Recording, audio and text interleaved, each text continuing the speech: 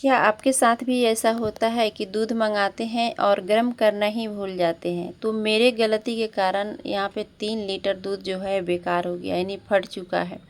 दूध गर्म करने गए तो देख रहे हैं दूध पूरे तरीके से फट चुका है। तो अब इतने सारे दूध को फेंक तो नहीं सकते हैं। और सच बताओ तो दोस्तों, गर्मी इतना है ना कि अगर हम थोड़ा सा इस तरह की लापरवाही करेंगे तो दूध जो है फट ही जाएगा। तो चलिए इसका कुछ बना लेते हैं। दूध को फटा हुआ ज़्यादा टाइम नहीं हुआ है, क्यों ना इसका बढ़िया सा एकदम सॉफ्ट और स्पॉन्जी रसगुल्ला बनाया जाए। और अभी तो त्यौहार का टाइम भी है, तो इस तरह का बना रहे थे तो सोचे कि चलिए आप सभी के साथ भी शेयर करते हैं ये रेसिपी। दूध को यहाँ पे हम एक बड़े से बर्तन में निकाल लिए हैं और देख रहे हैं दूध जो है पूरे तरीके से फट गया है। तो इसमें ना ही नींबू और ना ही विनेगर डालने की ज़रूरत है। ऐसे ही ये थोड़ा सा गैस पे चढ़ाएंगे ना तो इस तरह का ये बहुत ही बढ़िया सा छेना बनकर तैयार हो जाएगा। तो हमने थोड़ा सा दूध को उबाला है, उसके बाद पूरा छेना अच्छे से इकट्ठा हो गया था। तो अब इसे हमें क्या करना है, कोई भी फ्रेश एक सूती कपड़ा में इसे छान कर ले लेना है। तो अगर आप भी दूध मंगाते हैं ना दोस्तों किसी काम के लिए, तो आप किए तो तुरंत उसे फ्रिज में रख दीजिए या आप उसे गर्म करके साइड में रख दीजिए। उससे क्या होता है, दूध जो है सेफ रहेगा। अब इस पानी को आप चाहें तो एक बोतल में भर करके रख सकते हैं और जब भी दूध फाड़ेंगे तो आप उसमें डाल करके फाड़ सकते हैं। जैसे होता है ना, हमारे पास कभी कभी दूध फाड़ने के लिए सामान नहीं होता है, जैसे कि विनेगर या नींबू। तो उस पानी को आप फ्रिज में रख सकते हैं। और इस छेना को हम थोड़ा सा पानी से, फ्रेश पानी से एक बार अच्छे से थोड़ा सा धो लेंगे। इससे क्या होगा, जितना भी इसका थोड़ा खट्टापन होगा ना तो निकल जाएगा। और रसगुल्ला जब इसका हम बनाएंगे तो बहुत ही बढ़िया बनेगा, उसमें बिल्कुल भी खटास नहीं होगा। तो अच्छे से पानी को हम बढ़िया से निचोड़ लिए, थोड़ा थोड़ा इस तरह कपड़ा के दबा दबा कर जितना भी एक्स्ट्रा इसका पानी है ना निकाल लेंगे। अब चलिए छेना को खोल करके देखते हैं। छेना हमारा बहुत ही मस्त यहाँ पे तैयार हो चुका है। आप चाहें तो इसका पनीर भी बना सकते हैं दोस्तों, लेकिन हम इसका रसगुल्ला बना रहे हैं तो हम पनीर नहीं बनाएंगे। और बहुत सारा छेना है तो थोड़ा सा छेना हम साइड में इसे निकाल करके रख लेंगे।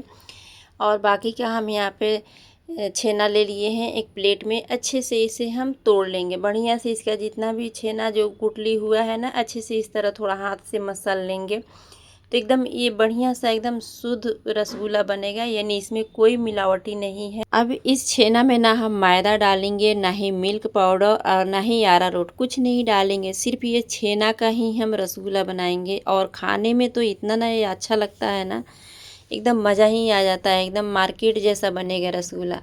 अब इसे बढ़िया से हमें इस तरह, जहाँ हम रोटी बनाते हैं ना उस जगह को अच्छे से हम उस टाइस को बढ़िया से फ्रेश साफ़ कर लेंगे ताकि उसमें गंदा वगैरह ना हो। और बढ़िया से तरहथी से अच्छे से इसे हमें मसलना है। कम से कम इसे हमें 4 से 5 मिनट तक बढ़िया से इसे मसलना है। अच्छे से जितना ही इसे बढ़िया से मसलेंगे ना उतना ही एकदम में चिकना ये डो बनकर तैयार हो जाएगा। और जैसे ही इसे गोट करेंगे ना एकदम सॉफ्ट, एकदम बढ़िया सा, बहुत ही बढ़िया एकदम इस तरह डो बनकर तैयार हो जाएगा। अब आप इस तरह इसे जब इसे करेंगे ना तो देख रहे हैं कितना बढ़िया एकदम आटा के जैसा, एकदम बहुत ही सॉफ्ट एकदम ये मिश्रण बनकर तैयार हो गया है। और इसका आप चाहें तो गुलाब जामुन भी बना सकती हैं। सिर्फ जैसे होता है ना छेना का गुलाब जामुन, ऐसे ही भी आप इसका गोल गोल रोल करके और इसे फ्राई करके और इसे आप बना सकते हैं। तो चलिए अब इसे ढक देते हैं और इसका तब तक हम चाशनी देख लेते हैं। तो यहाँ पे हम एक बड़े से बर्तन लेंगे, बढ़िया सा चाशनी तैयार करेंगे। कटोरा भर के चीनी डालेंगे और जिस कटोरा से हम चीनी डाले हैं उसी कटोरा से यहाँ पे हम 2 कटोरा पानी डाल दिए हैं। कोई भी कप गिलास आप ले लीजिए, नाप करके इस तरह सेट कर लीजिए। इसमें डाल देंगे इलायची।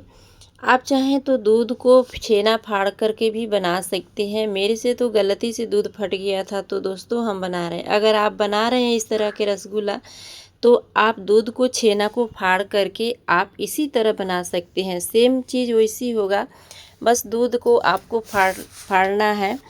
जैसे कि विनेगर या नींबू से आपको फाड़ना होगा अगर दूध नहीं फटा होगा। तो हम तो फटे हुए दूध के बना रहे हैं। अब इसके हम छोटे बड़े लंबे शेप, कोई भी शेप इसका हम रसगुल्ला को दे देंगे और इस तरह सारे रसगुल्ला हम बना करके ले लेंगे। तो देखिए रसगुल्ले जो है ना बहुत ही परफेक्ट बने हैं, कहीं से भी इसमें क्रैक नहीं आए हैं। चाशनी को हम अच्छे से इस तरह मिक्स करेंगे चीनी को, और इसे एक बार हम खौला करके ले लेंगे। तो जैसे ही एक बार इसमें उबाल आ जाएगा ना, तो थोड़ा सा फेन वगैरह होता है, कभी कभी चीनी जो है गंदा होता है, तो उसका गंदा निकाल लीजिए।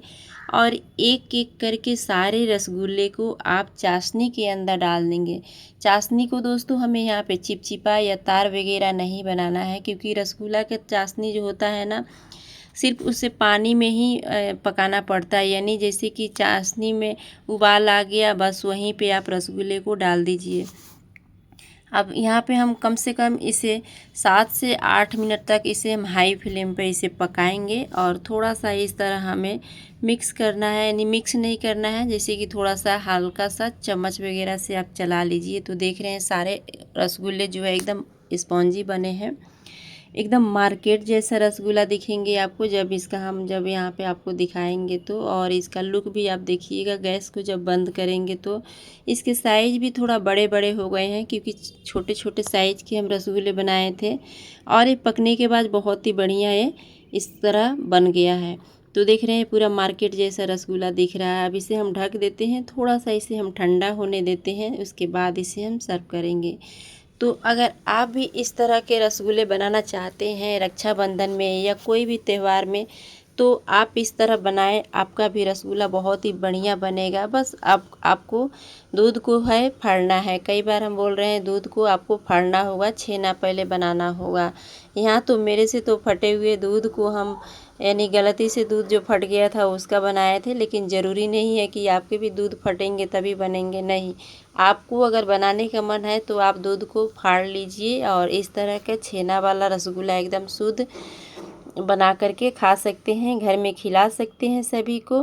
तो ये रसगुल्ले की रेसिपी आप सभी को कैसा लगा कमेंट में ज़रूर बताइएगा, और अच्छा लगे तो एक कमेंट लाइक ज़रूर कीजिएगा, चैनल को भी सब्सक्राइब कीजिएगा दोस्तों। फिर मिलती हूँ आगे के वीडियो में, तब तक के लिए धन्यवाद।